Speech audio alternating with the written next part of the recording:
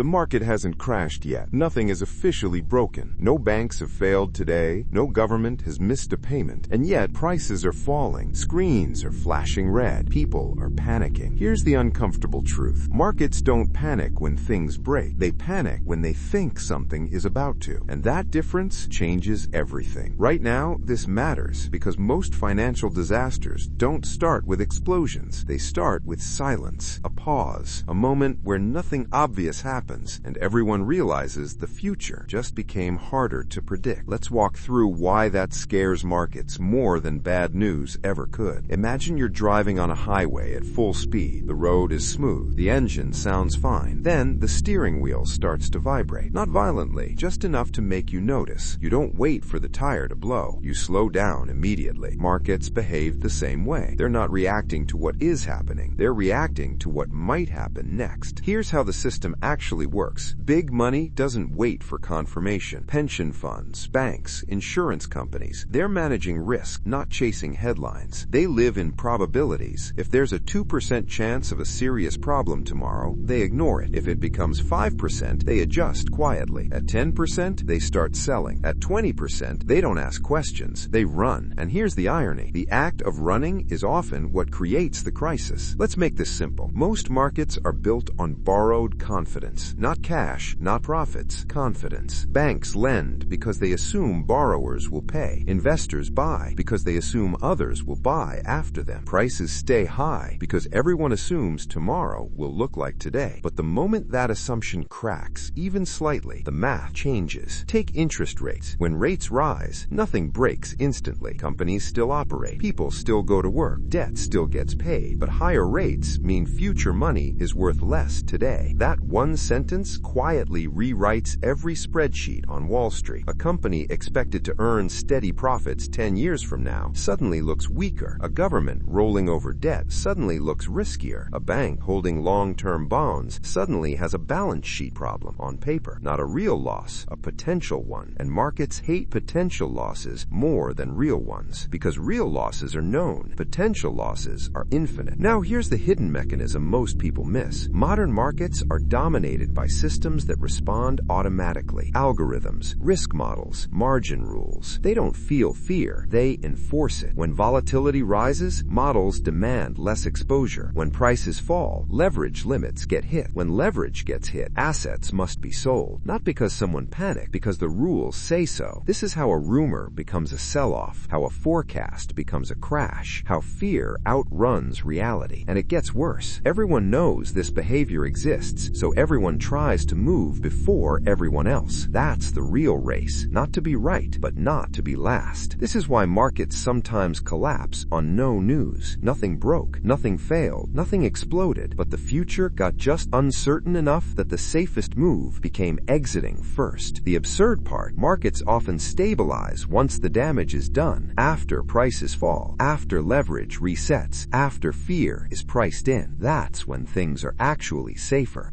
But human psychology doesn't work that way. People feel safest at the top and most afraid at the bottom. Now zoom out. This isn't just about stocks. The same dynamic applies to housing, to currencies, to government debt, to entire economies. The world runs on expectations stacked on expectations.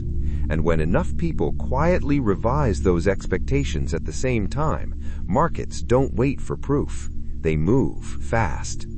So, the next time you see markets panicking for no reason, remember this. They're not reacting to the present. They're reacting to a future they suddenly trust less than they did yesterday.